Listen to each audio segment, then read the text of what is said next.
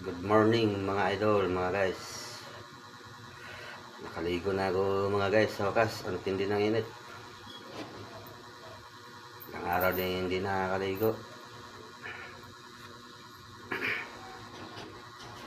Good morning. Good morning po sa inyo lahat mga guys, mga idol. Kumusta po kayo ang Friday?